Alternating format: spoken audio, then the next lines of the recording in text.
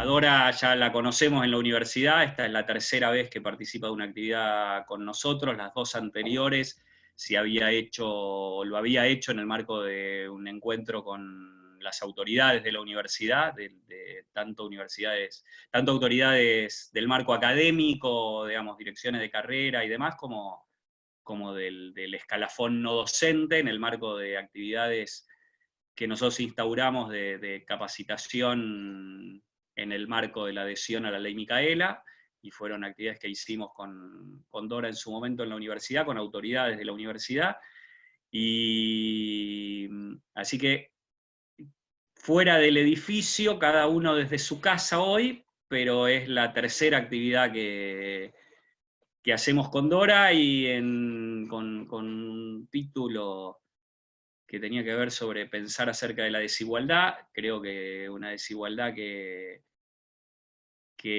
hoy es uno de los grandes territorios de disputa, ¿no es cierto? Si la pandemia, desigualdad en tiempos de pandemia, decía Dora, la pregunta es si esta pandemia y sus consecuencias ampliarán la brecha o permitirán, como algunos sugieren, la posibilidad de repensar algunas cosas, y a partir de repensar el rol del Estado, que vuelva a haber un contraciclo en algunas cosas. Creo que está por verse, está por discutirse, y el género es una de las variables, pero hay muchísimas otras variables que atraviesan esa desigualdad. La convocatoria de hoy es un poco más amplia que la que hicimos las veces anteriores, no está circunscrita solamente a autoridades de la universidad, sino que hemos invitado al conjunto de los docentes, al conjunto de los no docentes, y en el caso de los estudiantes, a todos aquellos que tienen alguna responsabilidad de representación o de participación en la dirigencia de las agrupaciones estudiantiles, todos aquellos que tienen más militancia en la universidad. Decíamos, hay un universo de alrededor de, no sé, 700, 800 mails que disparamos con esta convocatoria, estamos ya en 63 participantes, y supongo que a lo largo del rato se irán sumando algunos otros, y después, si lo estamos grabando también, si contamos con la autorización después de Dora, lo publicaremos o lo editaremos y publicaremos alguna síntesis de lo que escuchemos. Agradecerte de nuevo, y tenés la palabra. Bueno, muchísimas gracias a todas, a todes.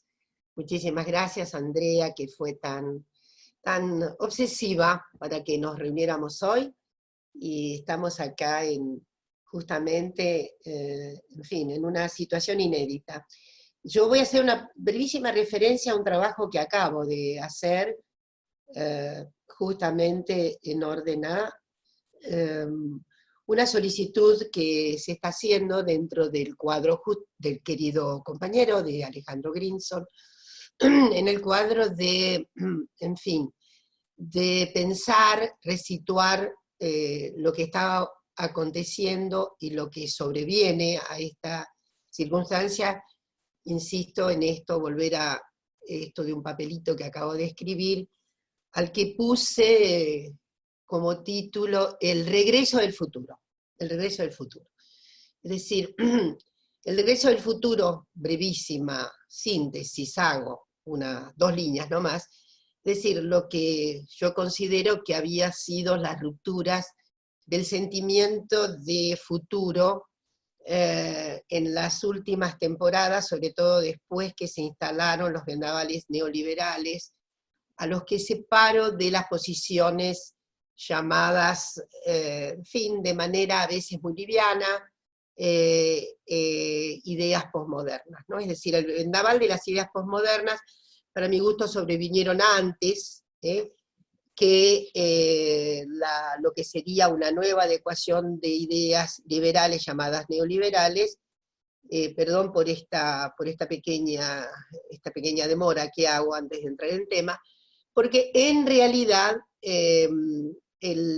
creo que el pensamiento posmoderno, el desencanto con el tiempo futuro, esto es lo que quiero decir, el tiempo posmoderno fue un desencanto con el futuro. Creo que de las averías mayores que produjo una cierta insensatez de la corriente, tiene que ver con haber abdicado de la idea de futuro. Y ahí vuelvo sobre que la idea de futuro es una idea que siempre ha fermentado con las utopías renovadoras. Si se piensa en el siglo XIX con sus escándalos de todo lo que es sólido se desvanece en el aire, de acuerdo a la gran predicción de Marx, pero era el tiempo de instalación del futuro. Primero porque aparecieron las vanguardias proletarias, artísticas y demás, y se instaló el futuro. Y el futuro es un acuerdo extraordinario, yo diría, que hace que, en fin, que haya un ímpetu de renovación y un ímpetu en el que hay una, yo diría, una épica política. Esto es lo que quiero decir. La épica política solo se instala con una idea muy de transitar. El presente es insostenible, sus injurias son siempre grandes, y entonces ahí hemos instalado una épica política, solamente de manera reducida la digo, épica que la hemos visto en las grandes acciones de las viejas vanguardias del 19, la instalación del socialismo, etcétera, etcétera. Luego, digo, viene el desencanto con la caída del socialismo real, pero antes de la caída del socialismo real, en general se advirtió un desempeño tremendo de gulags, persecuciones políticas, etcétera. El cuadro estalinista fue muy sobrecogedor, y eso ya había hecho una deconstrucción, perdón por el palabrón, con respecto a lo que sería aquella circunstancia anterior de un compromiso agudo con los términos de la modernidad, al final ahí, pero en orden a revocar un presente de injusticias graves, y entonces el término del futuro era muy acendrado. Ese futuro se pierde justamente frente a lo que sería la aparición inexorable de las fracturas que estaba produciendo el estalinismo, ¿no? Para fracturas, digo, fundamentales para los idearios socialistas y demás. Y entonces creo que es paralelo el fenómeno neoliberal, que es un fenómeno obviamente que está asociado, sí, a las nuevas conformaciones del capitalismo y demás. Pero todo esto tiene, en ese papel, esta cháchara tiene que ver con que dentro de lo que es cierta desventura producida por las posiciones posmodernas, de las cuales yo retiro, no puede, para mi gusto no cabe en la posmodernidad el pensamiento ni de Foucault, ni de Deleuze, ni de Guattari, de Bourdieu mucho menos, porque en realidad ahí hay posiciones postestructuralistas. Y ahí me quiero detener porque hubo la posibilidad de un reexamen una vez que hay una pérdida completa del sentido. Si por un lado la posmodernidad coloca un no sentido también al futuro, esta pérdida de sentido fundamental del sujeto, y ahí viene la cuestión, monológico, monovalente, que está inspirado obviamente en el orden masculino de la regencia, y ahí es por donde, digo, se volvió a incorporar, sin embargo, en ese remolino, en ese terremoto que producen las ideas postestructuralistas, se pudo acodar muy bien lo que sería la configuración feminista de los años 60 para acá, que avisora, y ahí sí retomo con todo, avisora, digo, muy auxiliada por estas rupturas, acomoda una perspectiva, digamos, de combate al falogocentrismo y de combate a las fórmulas no igualitarias que tiene la condición humana a propósito de una percepción clara de que si hay dominio capitalista, hay dominio patriarcal ex ante, ¿no? Entonces ahí hay algo muy sinergial que rindió mucho la teoría feminista de los años 60, 70 y demás. Un rendimiento notable, porque en realidad hay también dentro del feminismo un reexamen de los tiempos históricos. Un reexamen de los tiempos históricos. Los tiempos históricos no fueron narrados dentro de la historiografía feminista como se las venía narrando dentro de lo que sería la vieja epopeya estructuralista que entró en crisis, ¿no? En el sentido de, primero, de una igualación de los tiempos. El feminismo determinó, por ejemplo, tiempos como el Renacimiento, que tenían una nota tan, ¿cómo diré?, una vertiente de celebración tan grande, ¿no?, dentro del dominio moderno, y para el feminismo, recordado a Kelly Goodall, una gran investigadora que lamentablemente murió bastante joven, que hizo un trabajo precioso, en donde justamente le puso banderillas a la idea esta en los tiempos tan acontecimentales, ¿no? Después, digamos, las famosas épocas que todavía se siguen dando no se conmovió demasiado, pero algún día seguramente se va a conmover, en orden a pensar la idea de un no renacimiento para las mujeres. Hizo un trabajo extraordinario en 1977 que se llamó ¿Tuvieron renacimiento las mujeres? Entonces, renacimiento era justamente un ciclo y una confirmación de lo que había sido, sí, un reverbero fuerte de modo repatriarcal de las sociedades que pasan de la baja Edad Media ya al síntoma del Renacimiento. Digo todo esto porque, y ahora sí vamos, el término de la desigualdad había sido visto como, en general, para las izquierdas, como la desigualdad social en la tragedia capitalista de, ya sabemos, dueño de los medios y gente que tiene que vender la fuerza de trabajo, ¿no? Pero sí, es cierto, dentro de todos los fermentos de izquierda siempre había aparecido, siempre, me refiero sobre todo a la socialdemocracia, ¿no? Una hebra importante con relación a la condición femenina, no se puede decir que no, es una fuerza además que dio muchos fermentos feministas, aún con los límites en que veía el feminismo. Siempre voy a recordar, Clara Zetkin, por ejemplo, siempre decía, primero está la lucha de clases, y luego, sí, en paralelo, si ustedes quieren, está la lucha que debemos tener para que haya dignidad a la condición femenina. O sea, había, de todos modos, siempre estaba como en un resorte segundo.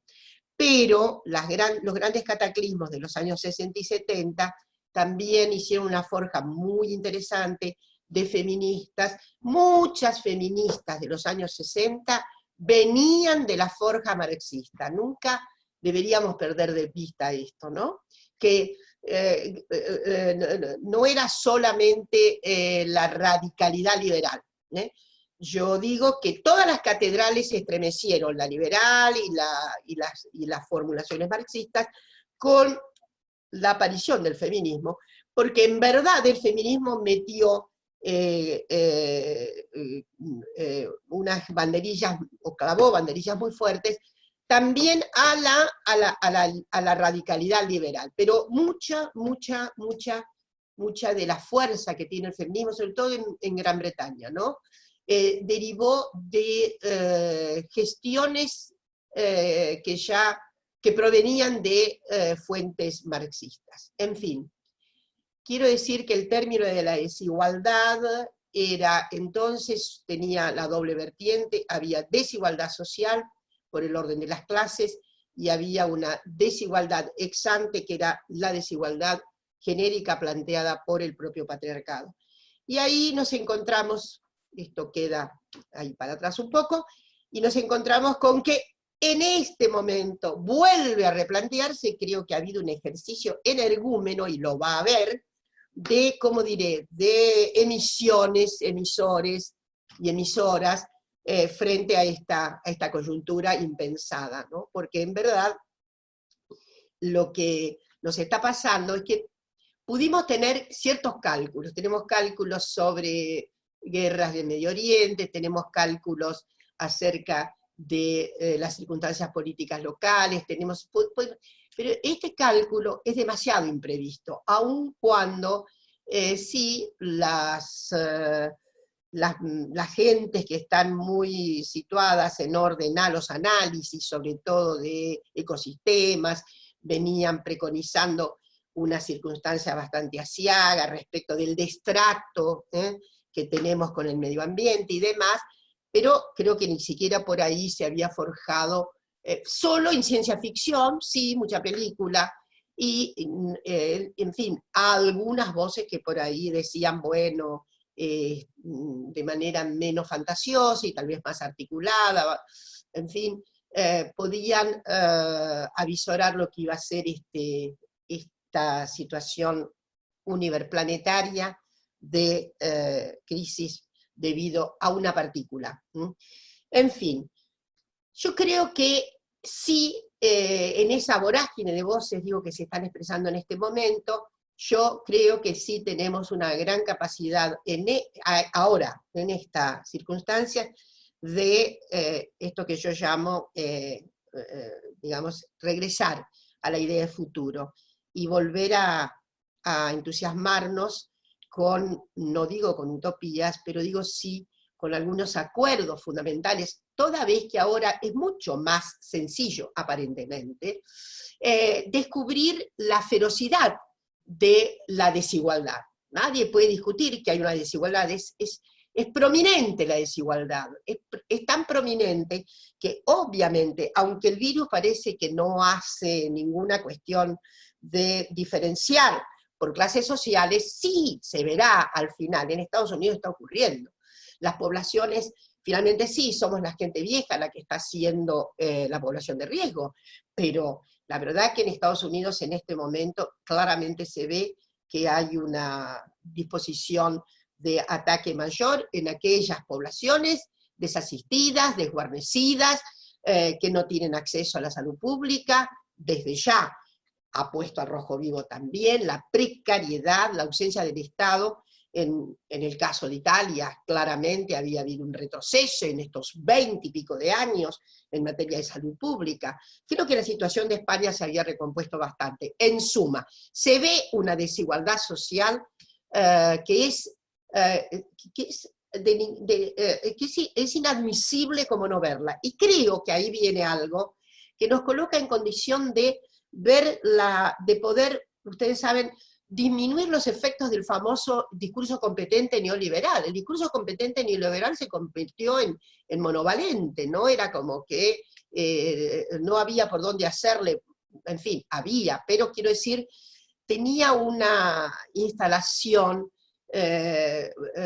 no solamente de vocabularios, de aciertos, de sentido común, de yo diría una filigrana de sentido común, que era más que nada unos aspectos de lo cotidiano, es decir, una invasión cotidiana de superficie. La prueba está que nosotros tuvimos este asiago ciclo entre el 2015 y el 2019, es decir, la avidez con que este discurso y la rapidez con que podía tener una eficacia de sentido común es lo que me parece que produce en este momento lo que se está produciendo, una ruptura que sobre la que hay que asegurar una plataforma para el futuro.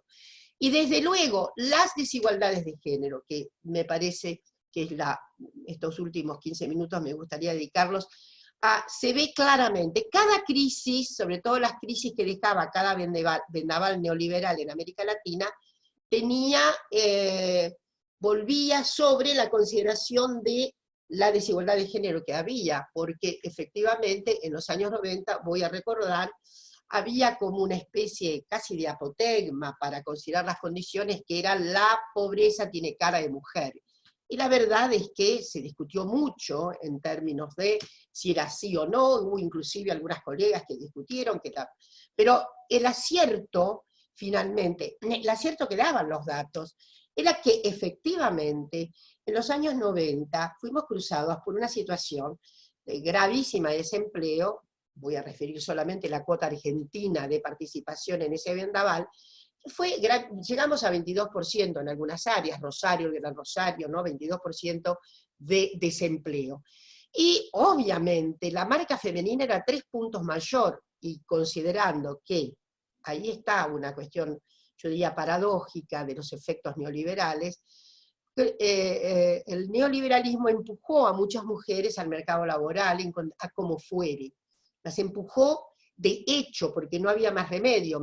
Compañeros, maridos, hijos que perdían trabajo, implicaron una necesidad urgente para muchísimos grupos domésticos y familiares, en fin, a salir a buscar trabajo.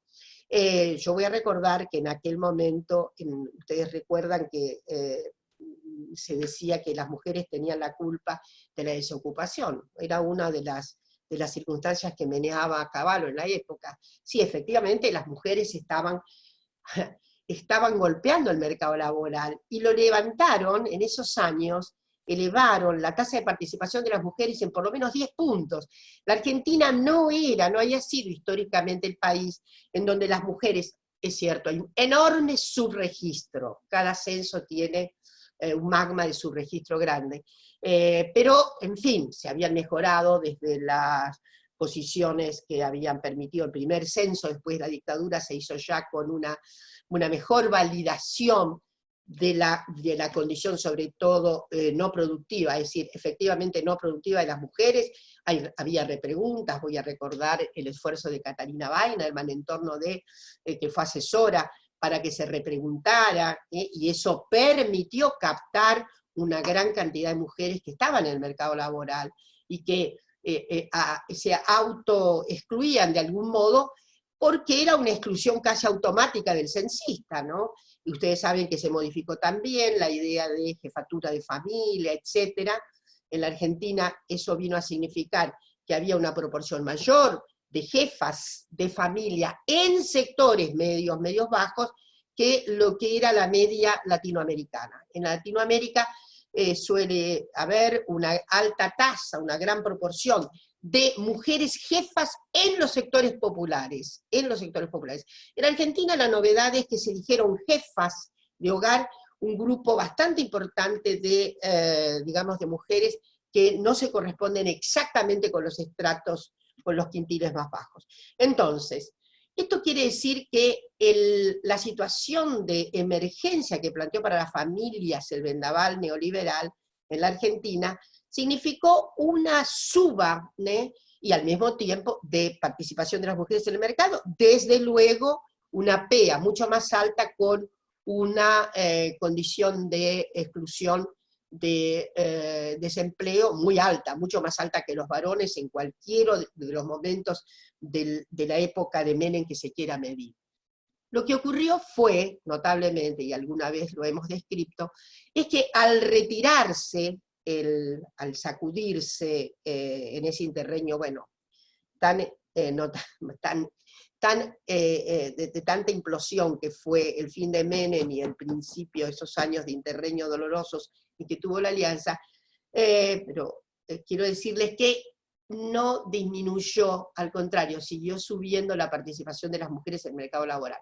Es decir, queda la impresión, obviamente hipotético y conjetural, de que en ese cambio crucial, las mujeres que fueron al mercado no se bajaron del mercado, e instruyeron a otras para no bajarse del mercado. Históricamente las mujeres en algunas épocas, sobre todo en las épocas de fecundidad y demás, en las edades de fecundidad, se habían retirado del mercado. Esa es un poco la famosa saga argentina, y Jorge tendría que volver a revisar nuestros famosos datos, las famosas curvas en donde teníamos una curva que siempre aparecía una U, la curva en U es otra cosa, pero la participación alta de mujeres en edades hasta los 20 y pico de años, y luego retirada del mercado laboral, y luego un ascenso al mercado laboral tardío y lamentable. Esa captura de las mujeres en el mercado laboral fue muy trabajada por una figura como Helen Hirata, y pudo reconstituir las condiciones lamentables en que las mujeres con 45, 50 años reingresaban al mercado laboral, perdiendo posiciones anteriores, teniendo una descalificación mucho más grande que la de los varones, porque los varones, cuando son retirados del mercado por el infortunio de la falta de empleo, sin embargo vuelven al mercado, así que pueden, y no pierden tantas, finalmente se van acoplando, si el mercado va abriendo los puestos, evidentemente los varones se van acomodando al mercado. Eso fue una excelente lección de Hirata, libro que recomiendo muchísimo. Helen Hirata es de origen japonés, brasileña, y se instaló en Francia hace muchos años, gran investigadora de estos temas, y yo creo que esa fue una lección porque ella trabajó comparaciones, sobre todo comparaciones entre Japón y Brasil, y después siguió con esas comparaciones, y en cualquier lugar se mostraba que cuando las mujeres se apartan del mercado laboral, el reingreso al mercado laboral es muy pesaroso. Se hace a costas de pérdidas de calificación y demás, y no se reinstalan en las mismas condiciones que lo han dejado. Es cierto que esto pasa para todos, pero el tiempo para los varones de una reinstalación más o menos interesante es muy diferente de la circunstancia que padecen las mujeres, que van a quedar evidentemente en una situación de mayor deterioro cuando regresan al mercado. Yo creo que ese fue un aprendizaje de los años 90. De modo que hoy tenemos una tasa de participación muy alta, desde luego que en el periodo de Macri, en que se volvió a las tasas de desempleo, ustedes saben que se pasó los 2 dígitos ahí, también ocurrió que las mujeres se quedaron más desempleadas, y también ocurrió el mismo fenómeno. Hubo digamos, una presencia, aumentó la presencia de mujeres que pasaron a quedar como desempleadas. Nosotros estamos con unas tasas enormes y vamos a la desigualdad. Es decir, esto es lo que se plantea ahora, en este momento en que se estaba recuperando, evidentemente la tasa de participación de las mujeres estaba llegando al 50%, por ahí, es una tasa muy alta comparado con 30 años atrás, ¿no? Es una tasa, sin embargo, obviamente sabemos que las desigualdades, y sobre todo se van a ver de manera muy clara cuando salgamos de esta tormenta, pero van a entrañar efectivamente mucha más desigualdad, para la cual va a haber mucha tensión del Estado. Digo algo, es cierto, hoy está absolutamente, digamos, desarmada en estos días, mientras dure la cuarentena, la posibilidad de ingresos, sobre todo ya lo sabemos, en esto que llamamos el mercado informal o cuasi informal, porque hay gente que es monotributista, es un mercado relativamente informal, porque en realidad tiene inscripción dentro de la AFIP, ¿no? Entonces es difícil, no tiene todos los beneficios que debería tener la formalidad completa, pero en fin, lo que quiero decir es que se verá que gran parte de la desasistencia hoy, por eso debería haber una circunstancia particular con las mujeres, es que hay una enorme cantidad de empleo femenino que venía como precario y que efectivamente sí no tiene ni siquiera las notas de una inscripción como monotributista. Esto es lo que quiero decir, sobre todo en los sectores populares. Y en este momento esto es una falta de ingreso muy dramática, muy dramática. Pensemos además en otras circunstancias. Ustedes saben que yo soy abolicionista, de modo que no estoy preconizando, en fin, en este momento no hay una imposibilidad del comercio sexual, entonces debe pensarse que hay alguna parte de la población, no me animo a decir en qué proporción, pero su ingreso venía de digamos, el comercio sexual. En suma, esta como nota, digamos, de cristalización muy dramática, pero hay una serie de trabajos que estaban haciendo las mujeres en condición mucho menos todavía, mucho menos registrada que cualquier subregistro, que cualquier trabajo en negro que podían tener los varones. Un aspecto que va a haber que efectivamente con el que nos encontramos ahora, no es solamente yo diría, lo que va a quedar y que va a tener que ser resuelto de alguna manera, el mayor índice de desigualdad por parte de la población femenina, sobre todo en sectores populares, pero también hay una participación de mujeres de sectores medios, medios bajos, que ingresan en esta situación de enorme, ¿cómo diré?, de enorme intemperie, a las que va a haber que, con las que va a haber que hacer, resolver alguna cuestión.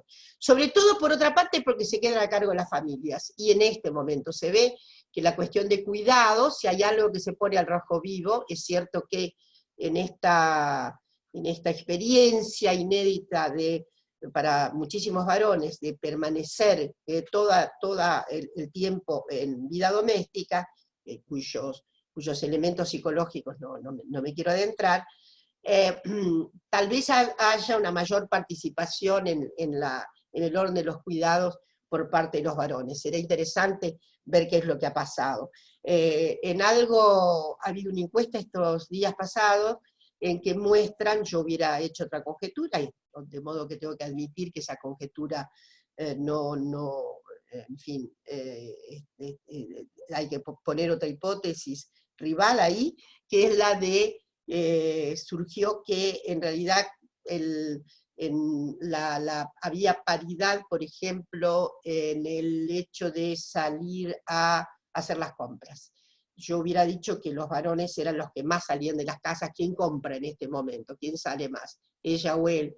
Y aparentemente hay cierta paridad en el comportamiento de eso. Si ustedes me hubieran preguntado, mi hipótesis era, salen más ellos, para evadirse la casa un rato más, porque además creo que, voy a repetir una vez más lo que he dicho, una de las la revolución doméstica mayor que han hecho los varones es ir al supermercado, porque es una tarea que les gusta, que, en fin, si se tratara de cargar bolsas como hacía la abuelita, en fin, y demás hubiera sido diferente, pero el supermercado entraña una malla de, ¿cómo diré?, puede ser hasta de evasiones y no sé qué, que no disgustan para nada a los varones. Esa es una tarea que hace. Bueno, hubiera dicho que ahora, en a ver cuáles son las competencias relativas a cada quien, eran los varones los que salían más, pero no. Parece que hay una equiparación digamos, de esa conducta de salir a comprar. Casi la misma cantidad de varones y la misma cantidad de mujeres, ¿no? Que dice que se expresa, perdón, se ve claramente que cuando se pregunta quién va, la tarea esta está equiparada, es otra cosa.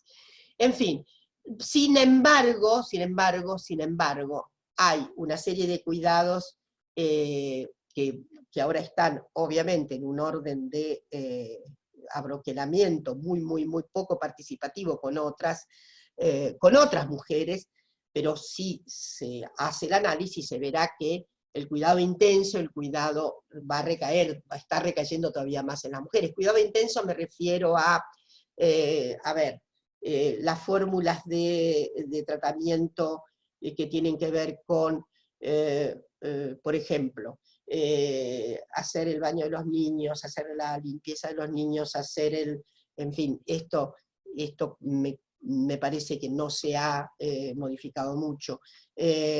Sí, algunas cuestiones que me parece que en las que están participando más los varones, depende desde luego de los grupos sociales, y es la tarea de hacer la comida. Hacer la comida también se ha constituido, parece ser que en este ciclo tan particular, hay una mayor participación de varones, pero insisto que los cuidados intensos relacionados con higiene de los niños,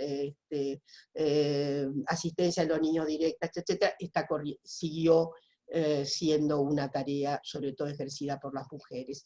El área de los cuidados, ustedes saben que va a ser un área particularmente que va a ser muy tratada por algún grupo de leyes importantes que va a promover el Ministerio de Mujeres, Géneros y Diversidad, ¿no? Por en fin, por las razones obvias de que el 85% de esas tareas reproductivas recaen en mujeres, y desde luego los cuidados que refieren a cuidados interpersonales intensos, asistencia de niños, asistencia de niñas, niñes, de discapacitados y asistencia de personas mayores, afecta fundamentalmente a las mujeres, y que hay un set, insisto, hay un set de leyes que se está preparando con relación a los cuidados. Pero bueno, creo que lo más tremendo que sabíamos que iba a ocurrir, así como evidencia empírica que no es inexorable, insoslayable, es la cuestión de la violencia recrudecida.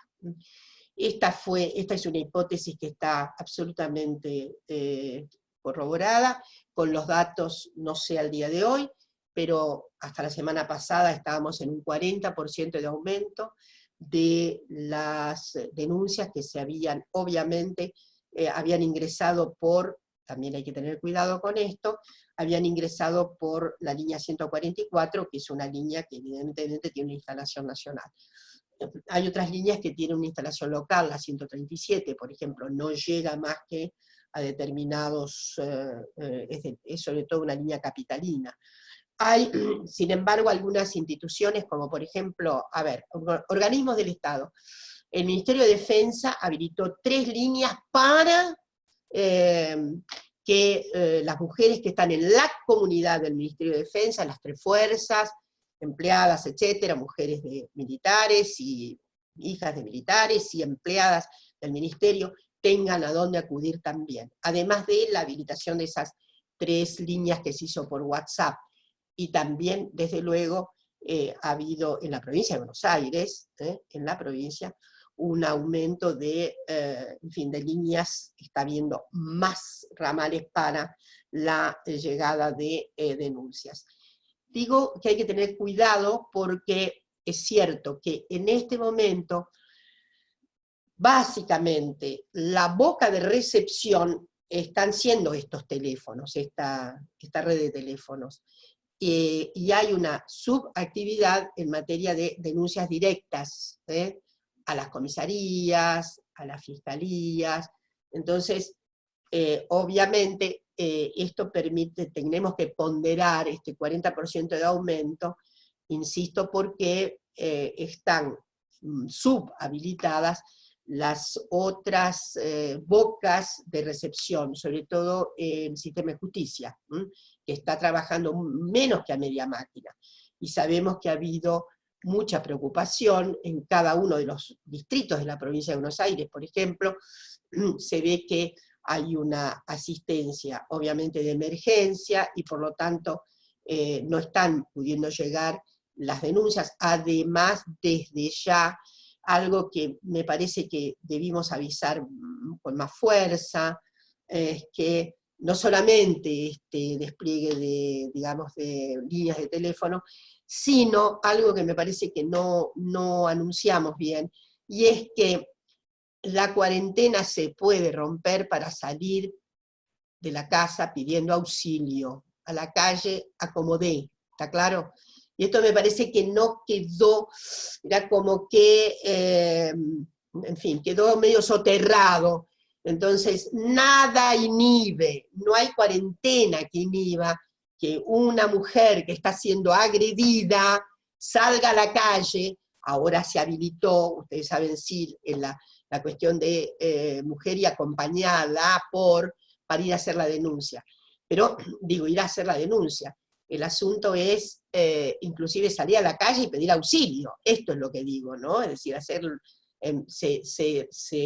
evidentemente está en las exceptuaciones que hizo el gobierno, el hecho de ir a hacer la denuncia. Pero yo me refiero a una otra situación, que es la de rompa la cuarentena y pida auxilio. No hay, en fin, esto, aunque no vaya a hacer la denuncia, esto es lo que quiero decir, ¿no? Es decir, me parece que eso nos quedó un poco relegado. Yo he estado intentando que haya una comunicación específica sobre esto, sé que es una preocupación, estoy siempre debo decir, en contacto muy estrecho con la ministra, con Elizabeth, también estoy en contacto con Estela, y sé que me refiero a las dos ministras, a que ustedes tienen en la provincia, y a la ministra en orden nacional, porque sé que están absolutamente preocupadas, sobre todo por, y ha sido,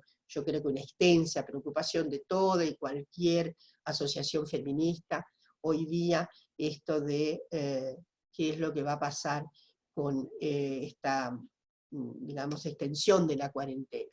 Bueno, en fin, yo creo, porque quiero que me pregunten, es que no tengo dudas de que, aspecto general, el vendaval deja, digamos, deja bien claro cuál es el orden de la desigualdad en el mundo, ¿no? Es decir, habida cuenta esto que hasta Oxfam ha dicho que el 1% concentra, el 1% concentra, el 80% es de una grosería que efectivamente me parece que socava hasta las mentalidades más retractivas a pensar en términos otros, y sobre todo aquellas que habían estado, no me refiero a los adictos al neoliberalismo, me refiero a aquellas configuraciones personales que habían sido por lo menos muy negligentes respecto del papel del Estado. Esto es lo que quiero decir.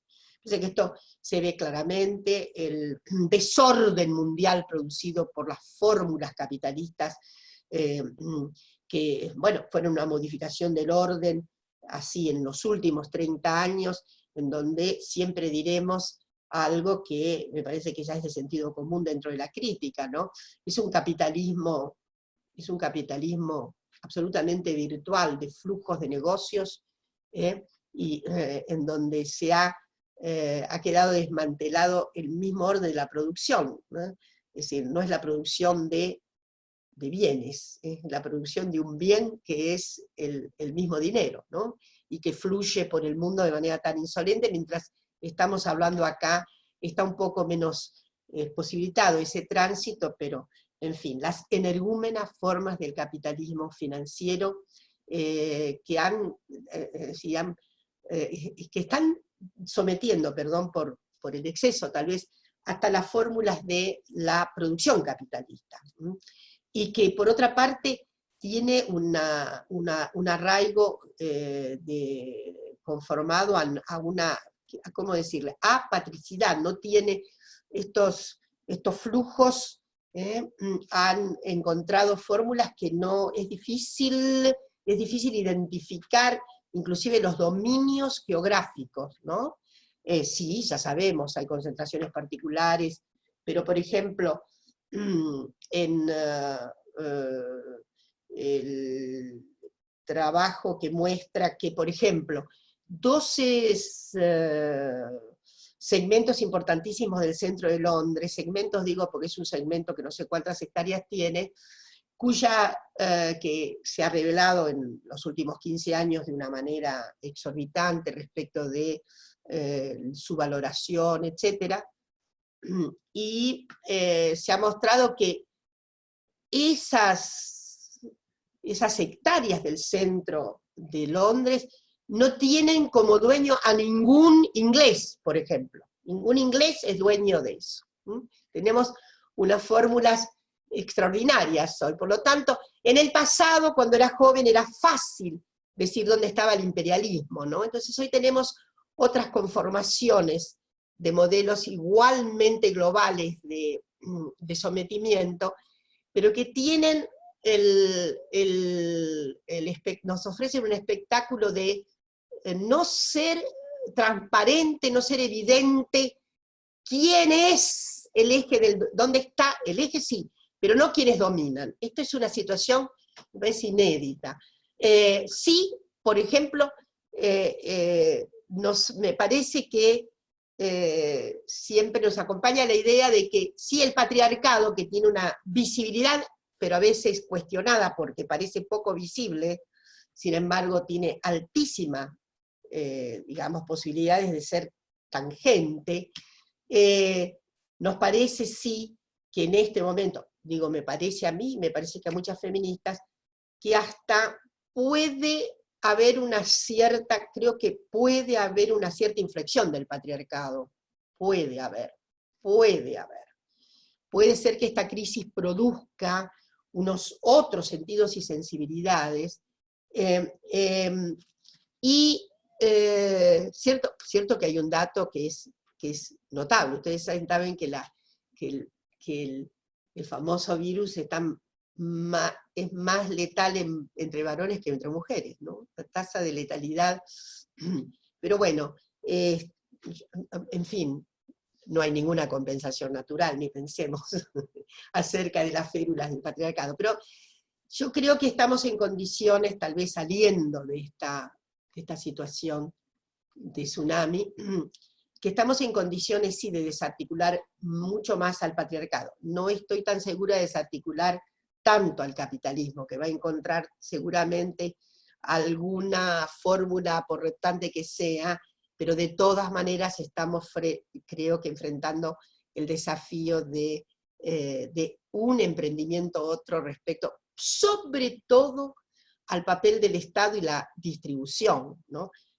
No tendremos un finiquito del capitalismo, pero tendremos fórmulas, digo, más acertadas acerca de la necesaria intervención del Estado en la redistribución. Esto es lo menos que podría surgir. Digo, sobre todo en nuestra región latinoamericana. No estoy pensando apenas en lo que nos puede pasar a nosotros, sobre todo porque en este momento, felizmente en Argentina, le habíamos acertado un cambio completo, a un volantazo completo. Lamentablemente vino este estrago.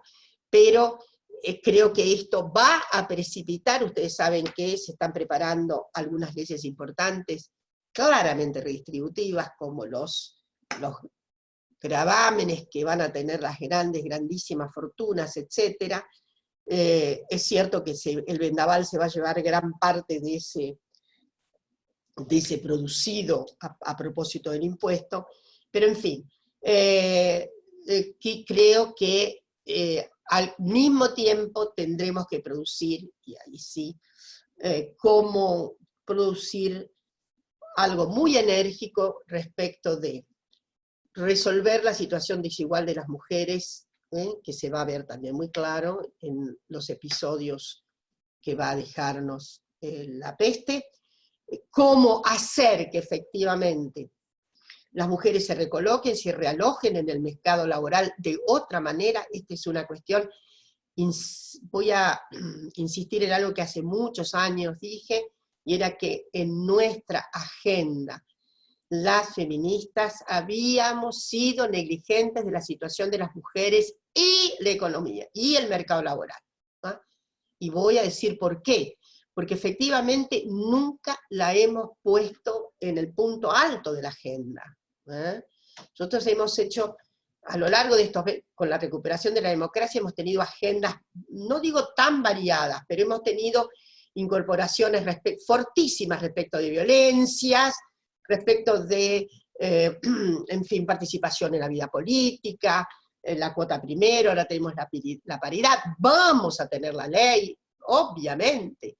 La ley va a salir muy fortalecida, la ley obviamente vinculada al aborto, la vamos a tener, estaba, lamentablemente no ingresó, ustedes saben que exactamente en ese pasaje a la cuarentena ya estaba lista la ley, está lista, y no creo que cometa ninguna infidencia diciendo que me parece que sí, que hubo un buen análisis respecto de no fuera a ser tenida la presentación de la ley como costo de oportunidad que hubiera podido lacerar algunos espíritus. ¿Se entiende lo que quiero decir, ¿no? Es decir, parecía que en el tumulto no era bueno que fuera a presentarse la ley casi como un subterfugio. Y eso me parece que fue muy prudente por parte de nuestro ya prudentísimo presidente, ¿no? Es decir, inhibir cualquier posibilidad de que se ligara a la presentación de la ley la oportunidad odiosa de que, como estábamos ya en cuarentena, era difícil armar protestas. Esto es lo que quiero decir.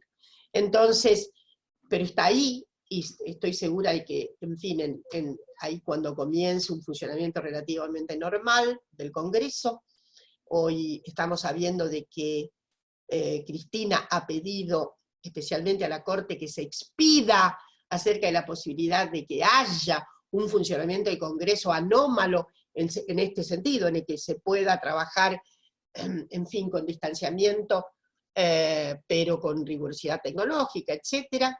En fin, y me parece que bueno, se va a tender a una cierta normalización de esto. Veremos en qué da el pedido que acaba de hacerle Cristina a la Corte.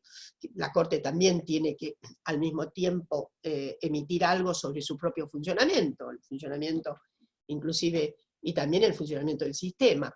En fin, vuelvo a lo que no quiero perderme. Dije que el feminismo, las feministas habíamos tenido una negligencia seria con relación a los reclamos de paridad, sí, hemos hablado de igualdad de trato, y en fin, y igualdad de oportunidades, pero eso suena, muchas veces ha sonado a materia abstracta, en el sentido de que no ha habido empeños rigurosamente consistentes de nuestra parte para reclamar un mercado laboral verdaderamente paritario. Seguimos teniendo un mercado que tiene todas las singularidades esas, de todas las brechas que sabemos, incluida la salarial, pero bueno, no ha habido una ruptura de los encuadramientos funcionales viejos, trabajos de mujeres, trabajos de varones, más allá, obviamente, de algunas fracturas. El modelo científico, por ejemplo, el modelo de empleo científico tiene fracturas respecto de esto, desde luego no tiene equiparaciones completas, sigue absolutamente con buena salud la cuestión del llamado techo de cristal,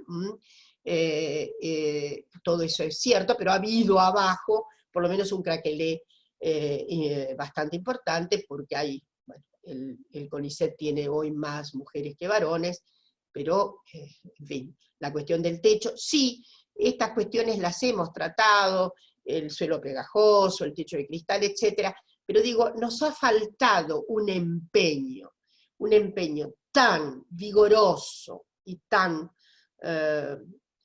yo diría, tan en clave de urgencia en relación al empleo femenino. Nos ha faltado esto, nos ha faltado, y de hecho es paradójico, porque si hay un aspecto que puede darle sustancia, nada menos que a una conceptualización generalizada, es las actividades rigurosamente dispares de varones y mujeres. Esto ha sido un aspecto central de las nuevas plataformas que tuvimos de los 60 y 70 para acá, de las epistemologías, en donde estaba la centralidad del patriarcado. La centralidad del patriarcado se veía exactamente en el ordenamiento funcional de tareas para varones, tareas para mujeres, etcétera, y por ahí sigue digamos, la construcción de sentidos. Y sin embargo, vean lo paradójico, no hemos sido,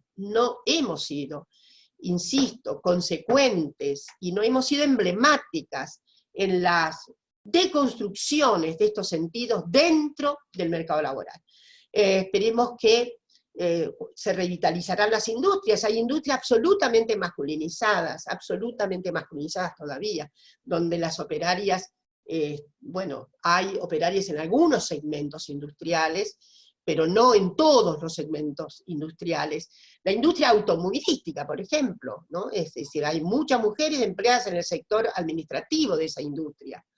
Esto ocurría en la vieja Unión Soviética, también ocurría así. Las ingenieras de planta no eran las ingenieras que en realidad comandaban las fábricas, tenían un segundo lugar. Hay mucho trabajo, sobre todo el de la escuela francesa en materia de sociología del trabajo, que mostró también estas disparidades. Pero bueno, y nos ocuparemos desde ya con mucha fuerza, insisto en el mercado laboral porque es un mercado en el que se manifiesta fuertemente la desigualdad, y donde las crisis permiten ver la severidad de esa segregación laboral de las mujeres. Luego tendremos que ocuparnos fuertemente, y sé que esto es una situación en la que ya hay más de una iniciativa por parte de las dos ministras respecto de cómo hacerle finalmente a las cuestiones de la violencia. No basta describirlas, no basta asociar nuestras ideas a lo que serían los pronósticos de gravedad de esa violencia, cómo hacerle a la violencia. Bueno, ustedes saben que yo misma en fin, en estado de candidata, pero bueno, está a disposición. Hace poco pude volver, antes que comenzara la cuarentena, en una conferencia a la que me invitó la Suprema Corte de La Plata, justamente para conmemorar el Día de las Mujeres, acerca de lo que necesitamos. Obviamente necesitamos una cuestión de largo tiempo, pero que hay que comenzarla, que es desestructurar las fórmulas pedagógicas en todo el sistema educativo, porque la verdad es que es difícil ingresar a los hogares para desmontar los valores patriarcales, pero es mucho más fácil ingresar al sistema educativo, donde se ponderen nuevas mallas curriculares, donde en fin, ¿cómo no va a haber violencia si todavía se incorpora con fuerza normativa tareas, funciones de niñas, funciones de niños? Hay todavía gravemente una estabilidad espantosa del régimen de deportes de niñas y deportes de niños en las escuelas. Esto es lo corriente. O tareas que tienen que ver, involucran más a niñas que a niños. Entonces eso es ahí, yo diría, el vertedero fundamental por donde se incorpora la violencia. Hay algo que suscribe que hay una cierta jerarquía en estas escenas en donde se discrimina claramente que hay ciertas tareas que son de expectativa femenina y ciertas tareas de expectativa masculina. Esto redunda absolutamente en violencia simbólica, no hay, y ni hablar de los otros dispositivos que requiere la escuela, no solamente la ESI, sino una disposición. No, esto es lo funcional valorativo, pero además una reformulación curricular importante. La historia se sigue dando con síntomas clásicos, ¿no? No aparece una conciliación fundamental de otro conocimiento, un conocimiento en donde se muestre la acción humana de mujeres, varones y otros. Esto, digo la historia porque es obvio que es así. Hay una muy lenta incorporación, y a veces como un dispositivo de, vamos a hacer algo novedoso en la historia de las mujeres como una parte, ¿no? De esto hay que tratar de resolverlo, y me refiero a la historia, pero también desde ya a todas las otras disciplinas que pasan por conocimiento obligado dentro de la escuela primaria, ni hablar de la escuela secundaria, en donde deberían ser redundantes los dispositivos de prevención. Prevención tiene que ver en todo el sistema escolar primario, pero la prevención en la escuela secundaria duplica su expresión. Primero, ¿por qué?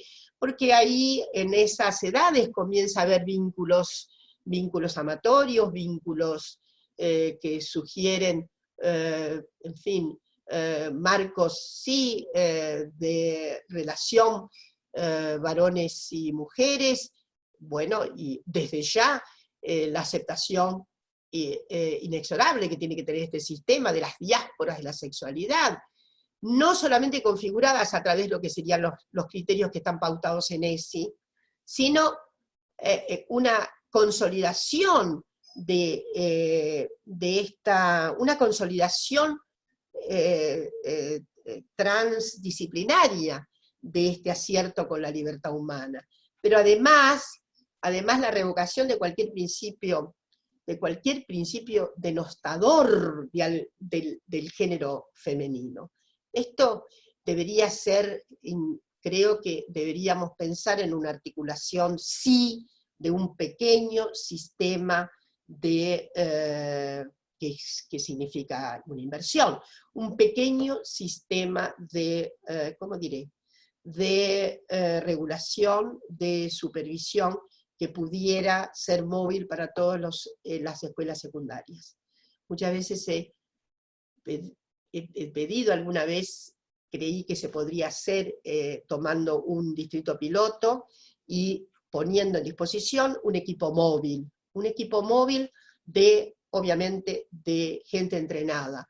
El equipo móvil debe tener seguramente alguien ducho en, digamos, en las que son las disciplinas sociales, y probablemente tiene que estar integrado alguien de la disciplina jurídica, para que ausculte todos los días. Es un equipo que tiene que auscultar, que debe recorrer todos los días, obviamente no todos los días el mismo segmento, pero sí que pudiera recorrer todos los días para auscultar, tener una audición muy fina acerca de lo que va pasando. Es decir, tener un equipo ad hoc aparte para que ejerza una prevención sobre las violencias. Estas son cuestiones caras, son cuestiones de inversión, pero pensemos en lo que significaría para reducir la letalidad de la violencia patriarcal. Finalmente, estoy segura de que tiene que haber un dispositivo institucional en cada uno de los distritos, que pudiera haber un instituto de prevención de violencias, que hay que hacerlo tal vez en relación con lo que sería el Ministerio Público Fiscal, o con lo que fuere. No es un instituto judicial, pero es un instituto donde se podrían organizar también representaciones de la comunidad, de las mujeres organizadas en la comunidad, donde pudiera haber de manera muy preventiva hasta ejercicios de autos de fe, porque debemos pensar también en una pedagogía renovada para los varones. Hay, en España se ha tratado mucho esto, violencias que son un poco eventuales, en un vínculo, pero que efectivamente redundan en una consistencia de continuidad que termina siendo una circunstancia grave. ¿Por qué no disponer de una institución suficientemente, digamos, suficientemente eficiente en su capacidad de atender en tiempo y hora la demanda que está ocurriendo en una comunidad? Y bueno, y poder hacer aciertos. Quiero terminar diciendo que las feministas sabemos muy bien que la situación de judicialización es la última y a veces la más desventurada. Es la más desventurada. Lamentablemente, sabemos que más de 20% de las circunstancias de femicidio sobre las que tenemos, obviamente, estadísticas, habían recurrido a la denuncia judicial. En España hay trabajos muy, muy buenos que muestran una investigación que se ha hecho en 7 países del mundo, que el paraguas judicial primero suele hacer más víctima a la víctima, aún en España, en donde hay foros especiales para esto. No hay tratamiento rápido, hay una cuestión muy fortuita respecto de la temporalidad, y sobre todo cuando se expide finalmente la jueza o el juez, suele ser muy tarde.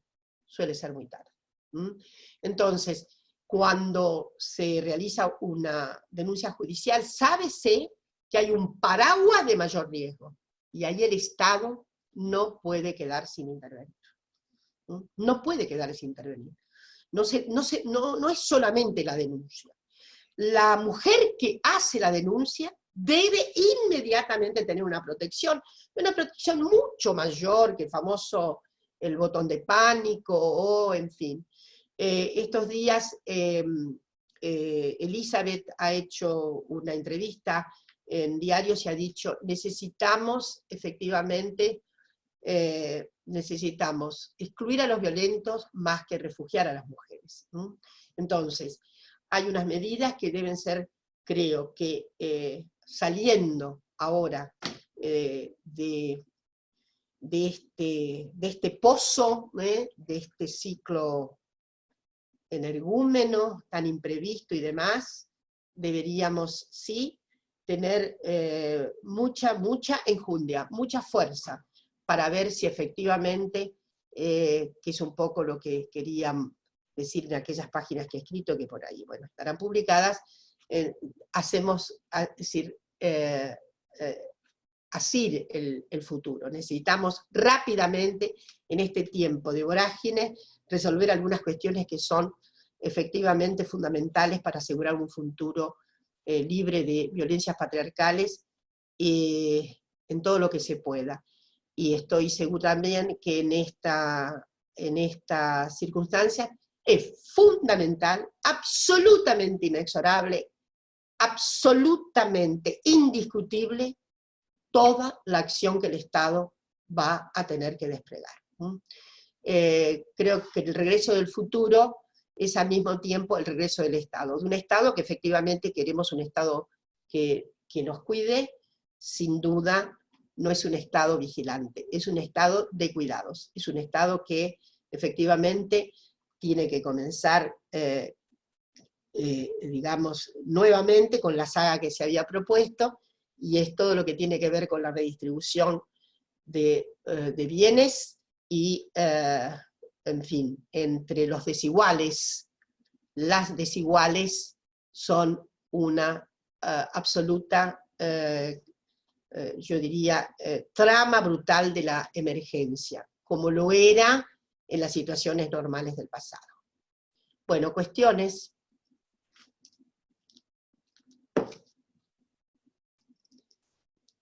Preguntas.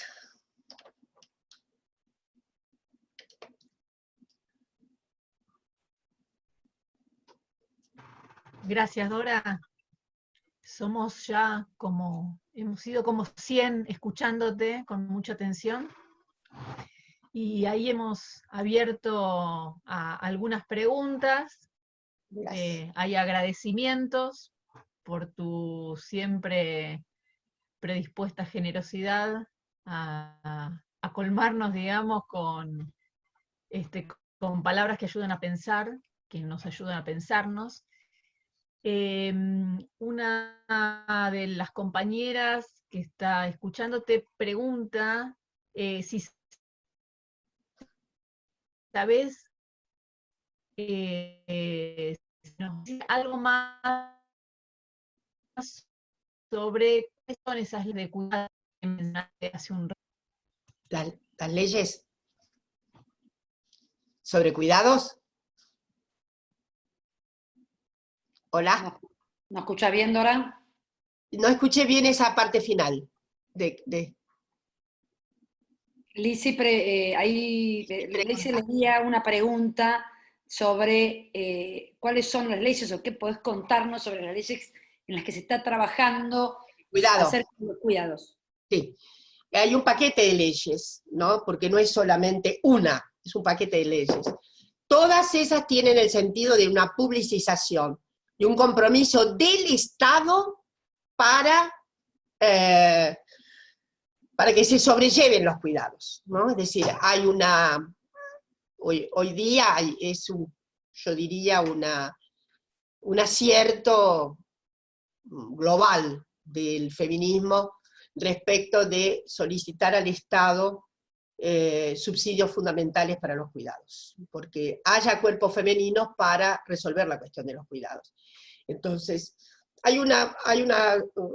Uruguay había comenzado con algo muy interesante. Ustedes saben que comenzó con lo que sería el registro de cuidadoras, cuidadores, que son obviamente rentados. No puede haber cuidadores gratuitos. La abnegación hay que desterrarla del sistema de cuidado. Entonces, aquí se están preparando, les digo nada más que el sentido general, tienen cierta especificidad respecto de a qué grupo se va a asistir más pero en general todos los grupos, todos los sectores pueden solicitar lo que serían subsidiamientos, ¿no? Para lo que yo entiendo que está ocurriendo son 3 segmentos fundamentales de nuestra sociedad. Todo el segmento de infancia, porque obviamente sí, no basta, sobre todo con la obligatoriedad de la escuela primaria, que son 4 horas promedio, 5, depende. Si hay doble escolaridad se extiende más, pero el problema es qué pasa con los niños fuera del horario escolar. Vieja pregunta que se hacían las socialistas, que por eso hicieron, en los años 20 crearon una asociación que se llamaba Recreos Infantiles, ¿no? Bueno, esto sería alcanzado por subsidios. El otro grupo, digamos, que debe ser, que está en la preocupación de, obviamente, de una asistencia inexorable, son las personas con discapacidad. Y no solo las de grave discapacidad. Y el tercer grupo, obviamente, somos nosotras, las personas mayores, que esperemos que salgamos indemnes de esta crisis brutal, pero bueno, es un grupo que va a tender a crecer, inexorablemente. Ustedes saben que se está extendiendo significativamente la expectativa de vida, y entonces es un grupo para el que hay que contar con subsidios estatales para su atención adecuada, que es algo más, mucho más sofisticado que poner a las personas mayores en geriátricos. Lo que estoy diciendo es que hay una previsión de una asistencia que tiene que ver con cierta integralidad en el propio hogar, etcétera, etcétera. Por eso, bueno, es un costeo grande para el Estado, quiero decirles, es un costeo para el Estado. Otra pregunta, Dora, es ¿por qué crees que el cuidado es tan resistido por los varones y cuál sería tu hipótesis? Bueno, es una hipótesis casi tan vulgar, está llena de vulgarismos. Bueno, porque hay un cometido histórico, patriarcal, por el cual las funciones, estas funciones son funciones de orden, todas ligadas a la reproducción y por lo tanto corresponden a la reproductora. Y, en fin, y se fijó esto con mucho entusiasmo, transhistóricamente. Y ahí hay una forja, después viene la voluntad creativa intelectual, ¿no? La idea de que, bueno, de que un varón se feminiza si hace estas tareas. Es cierto que, por eso hay que siempre historizar, por eso hay algunas funciones, aunque en las sociedades las funciones que tienen que ver con las cosmovisiones espirituales, de la religiosidad y demás, se puede decir que han sido depositados tanto en varones como en mujeres. Pero hay una cierta tradición, por ejemplo, en nuestros pueblos originarios, de que quien se ocupa de ciertas tareas de cuidado fundamentales, esto es, que recae sobre todo en el grupo de machas, en la tradición mapuche y demás, si las hace un varón, las hace en realidad travestido como una mujer. Ustedes saben eso, es muy, muy, muy común, ¿no? Entonces, en fin, hay una gran tradición del cuidado patriarcalmente regulado, ¿no? De que el cuidado recae en cuerpos femeninos, que tiene una extensión. Bueno, en realidad el inicio del patriarcado tiene que ver ya con nuestra función de cuidado, ¿no? Está claro de que cuando en el Neolítico Superior, probablemente, ¿no? Son todas conjeturas, que es momento de creación del patriarcado, se reorganiza lo que se llama la vida en una cierta domesticidad, por ejemplo, hacer cultivos que están en perímetros cercanos al hábitat, obviamente, ahí nomás, las mujeres se fueron quedando al cuidado también de estos cultivos, y por extensión, obviamente, quedaron más íncitamente ligadas a el cóncavo doméstico, ¿no? En fin, cuidado refiere mucho a orden doméstico, y bueno, esto después se ha hecho un ejercicio yo diría, de sobrevalor acerca de la función pública, la red pública y el objeto público en manos de varones, que deviene, creo que con mucha claridad, después del siglo XVIII. El siglo XIX es notable la reorganización de las funciones, masculina y femenina, ¿no?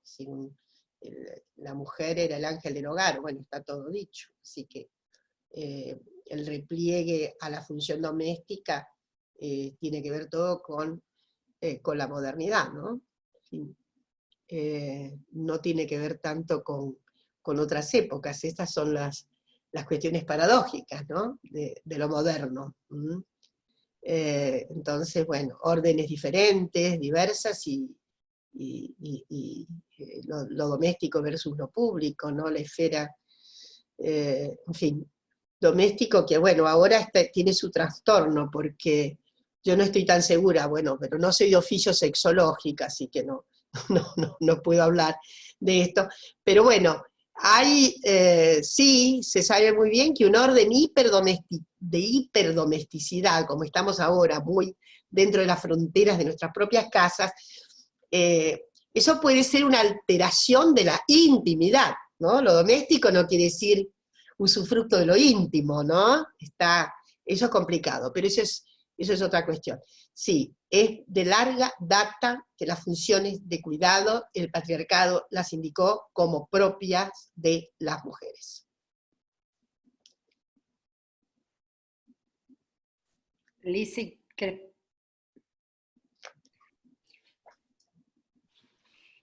Dora, queremos preguntarte, o queremos volver a esta idea esperanzadora que enunciaste en algún momento de que la salida de la pandemia podía tener algún impacto sobre el patriarcado, no así sobre el capitalismo, ¿no? Pero sí sobre el patriarcado. Tal vez nos puedes contar por qué pensás eso. Bueno, estoy pensando porque inclusive ahora me hacen pensar muy en voz alta, ¿no? Estas son cosas que tienen un estado de maduración, sospecho que en estos días en que no estamos ociosas, pero estamos un poco más, interactuamos mucho menos con otros seres así, en carne y hueso. No, yo pienso que inclusive, miren lo que pienso, que puede haber una nueva inferencia justamente de la hiperdomesticidad. Miren lo que les digo. La hiperdomesticidad puede llevar a muchos varones a una reflexión acerca de lo que podría ser la falsa idea de lo parasitario de la vida doméstica. Entonces, eso por un lado. Yo creo que he recibido por ahí WhatsApp, gente que ahora, varones que están absolutamente reconfinados, tienen una experiencia en lo doméstico muy aguda, y en algunos casos, hacen un esfuerzo valorativo acerca de lo que significa esa enorme cantidad de horas que se tiene que dedicar, bueno, a la limpieza, al cuidado, etcétera, etcétera, ¿no? Hay algo ahí que puede venir, pero ese es un aspecto. Otro aspecto creo que se ve muy claramente, que las funciones médico-sociales no solo de lo médico en el sentido general, no regulatorio de una profesión, me refiero a quienes están en la esfera de la salud. Ustedes saben que en este momento hay una confrontación de trinchera, que está implicando igualmente a mujeres y a varones. Ustedes vieron que las escenas son extraordinarias hoy día. Hay tanta cantidad o más de mujeres, porque hay mucha mujer en medicina, mucha en medicina. En enfermería ni se diga. Entonces, si en las otras labores se ven menos, obviamente se están viendo mucho más ahora a oficiantes de la ciencia. Vieron que estamos con un sobreprestigio notable en esta temporada, ¿no? También hay un regreso casi decimonónico en ese caso de exaltación de la ciencia. No está nada mal, ¿no? Pero sin que no seamos desatinados y no pensemos críticamente en la ciencia. Pero bueno, entonces yo creo que por ahí, y luego la otra cuestión, ¿no? Hay una hay una caída tan grande, va a haber, del producto, que la verdad que sería muy estúpida la sociedad. Digo, que pudiera darle disvalor a la mayor participación de las mujeres en el mercado. Yo creo que esto es importantísimo hoy día. Es decir, si se quiere rápidamente, nosotros vamos a tener una caída del Producto Bruto grave. Bueno, eso es lo de menos, ¿no? Y tiene razón Alberto. Pero, en fin, yo creo que ahí es donde debe haber, yo diría, un reconocimiento de la competencia de las mujeres, y hay un reclamo, en este punto puede haber un craquete. Y la otra, esto, ¿no?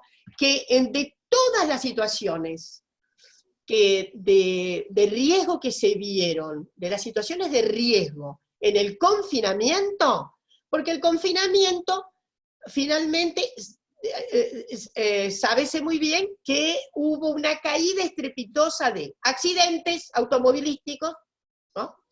De los llamados delitos contra la propiedad, la sagrada propiedad, cayeron estrepitosamente. Ahora, ¿cuál es la fórmula crítica que tiene preeminencia? La violencia contra las mujeres, o contra algunas personas más débiles, o contra otros. No me escapa que también hay situaciones de violencia referido yo diría, a la amplio arco de las disidencias sexogenéricas, ¿no? En fin, esto es de apreciación inexorable. Hay que ser muy ceguera cognitiva para no advertir que de lo que ha destellado como situación evidentemente de mayor anomalía, en esto de los comportamientos sociales, y las formas delictivas del comportamiento social, bueno, la verdad que lo que está más a la vista de todas estas circunstancias es la violencia contra las mujeres. Todas las demás circunstancias que se deploran socialmente, sobre todo, bueno, las fórmulas delictivas y demás, han caído estrepitosamente, porque además nunca hemos estado más preservados, creo. Podemos dormir hasta con las puertas abiertas, capaz, ¿no? Debido a la nada de interacción que ha habido. Y al hecho de que, bueno, hay una gran vigilancia por ahí. Bueno, ese es tema para otro día. Hay que salirse, desde luego, después del sortilegio de la vigilancia. Ustedes saben que hay algunas, inclusive, fórmulas de nuestro país, provinciales, que efectivamente han sobreactuado la vigilancia. Vigilancia afuera y adentro. Alguien pregunta, además, si crees que también la pandemia va a reconfigurar los vínculos entre el Estado y el mercado. Sí, claro, acá no hay yo creo que es el pronóstico obvio, y es el pronóstico obvio que se hacen los detractores del Estado. Esto es lo que digo, no es solamente aquellas que hemos estado militando durante toda la vida por un régimen de igualdad en donde evidentemente el término posible es la mayor acción del Estado. Bueno, no tendremos fórmulas completamente justas sociales, pero tendremos una intervención regulatoria que haga distribución por parte del Estado. Bueno, yo creo que en este momento lo más interesante que veo es justamente la imposibilidad de discurso competente. Discurso competente es un término de Marilena Chagüí maravilloso, ¿no? Ese discurso monológico, el discurso que arrasa con todos los discursos, ¿no? ¿Qué venís con el Estado? El discurso competente del neoliberalismo en este momento tiene una avería extraordinaria. Todos le saltamos encima, ¿está claro lo que quiero decir? Incluido, veo lo que dice Macron, o el señor Boris saliendo de la terapia intensiva y reconociendo que fue gracias al sistema de salud inventado por los laboristas en Inglaterra, ¿no? Entonces eso me parece que está haciendo algo que esperado y que está ahí nomás, y que se imaginan hasta los más feroces gurúes estamentales, de los estamentos estos que bueno, que ya hoy parecen cosas del pasado, también del neolítico, ¿no? Los Chicago Boys, en fin, o sus indumentarias más recientes. Parece que eso está ahí, ¿no? Es como que no pueden argumentar frente a la crisis que plantea la pandemia, no pueden argumentar, imagínense en las bocas de la mercantilización sanitaria lo que hubiera sido. Argentina, a pesar de todo, y lo desandado durante la época de Macri, mantiene un sistema público de atención que, más allá de sus debilidades, es como la escuela, ¿no? Nosotros tenemos ventajas comparativas, porque en realidad quiero decirles algo. Los liberales inventaron, cuando los liberales inventaron el Estado, etcétera, etcétera, hay dos cosas que fungieron fuerte en aquella mentalidad liberal. Por eso lo neoliberal, no. Era escuela y salud, sabían, ¿no? Escuela y salud. Por eso la Argentina tuvo una escuela y salud. Esto fue fundamental, la red de hospitales que se crearon, me refiero hasta, inclusive, obviamente con el peronismo, hubo un fortalecimiento extraordinario en materia de establecimientos, y etcétera, etcétera, ¿no? Pero esto es interesante. De modo que no es la situación de Brasil, lamentablemente, a pesar de que Brasil había hecho muchos esfuerzos durante los años Lula, pero bueno, es una comunidad muy demográficamente muy grande, muy, muy grande, y donde el desarrollo del sector privado, además Brasil no tiene el segundo sistema nuestro, el de las obras sociales, no lo tiene. Entonces, hay una situación muy grave ahí, muy grave. Bueno, Uruguay también tiene históricamente buen ensamblaje de salud pública. Pero bueno, digo que, solamente cerrando, creo que son dos aspectos fundamentales, históricos, que además hoy se les puede enrostrar claramente a los neoliberales, ¿no? En el sentido de que, a ver, ¿qué hubiera sido si no hubieran quedado restos bastante interesantes de salud pública en este momento? Para ir terminando y para después de agradecerte profundamente.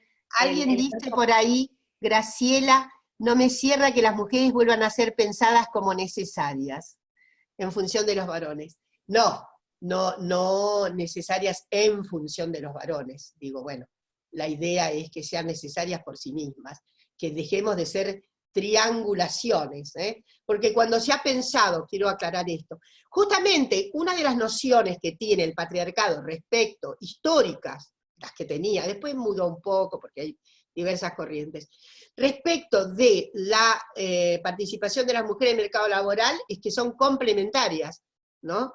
Es una idea rara, porque en realidad para el universo de pensamiento liberal, un individuo es un individuo, y a nadie discutiría la individuación en materia de mercado laboral, digo, después podemos.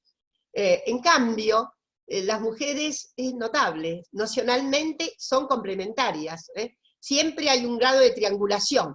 Una mujer tiene que trabajar para mejorar la sostenibilidad del hogar, no porque tiene derechos fundamentales, humanos, saco lo de individuo, para trabajar. Entonces, en ese punto, eso es lo que necesitamos. No tenemos que, obviamente, eliminar la idea de que seamos necesarias para la cosmovisión de los varones. No.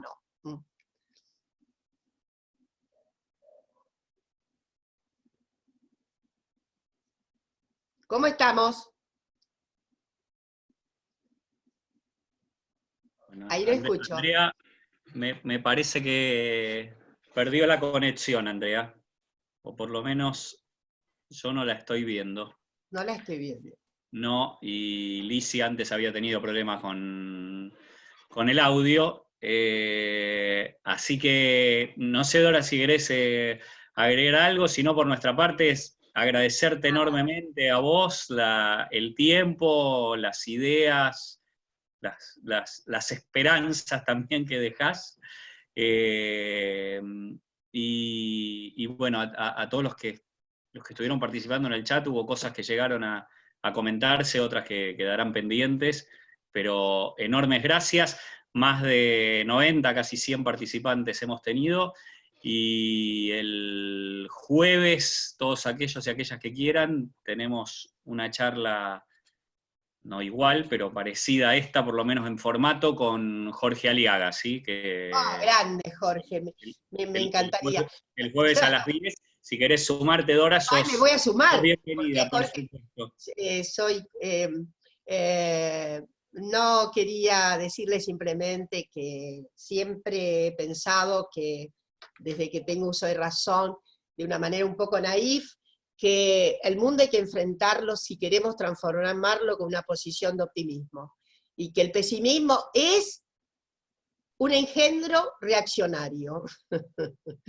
Digamos, es una posición de escepticismo que suele ser engendrada por, obviamente, esto no quiere decir, desde una situación de que conforma la posibilidad de quedarnos estabilizadas en consentir simplemente lo que pasa. Y yo creo que ahí tiene que haber una ruptura del optimismo. Obviamente no el optimismo de la voluntad, ¿no? Que es tan gramsciano, y que también es tan, y debe ser tan feminista. Lo digo porque, no porque, obviamente hay mucha gente de ideas muy conservadoras, muy reaccionarias, que suelen tener un temperamento optimista, pero me refiero yo a la matriz de pensamiento, y no a lo que funda nuestros temperamentos personales, ¿no? Entonces, decirles que, bueno, vamos a enfrentar el futuro que ya tenemos, y tenemos que enfrentarlo con yo creo que en una indeclinable vocación de que vamos a transformarlo. No hay otra forma de mirar la vida según mi cálculo ya viejo. Agradecerles infinitamente esta oportunidad para que salgamos un poco ¿cómo diré?, del enmohecimiento. Gracias, y júntenme el jueves porque me encantará escucharlo a Jorge. Gracias a todos. Un abrazo enorme.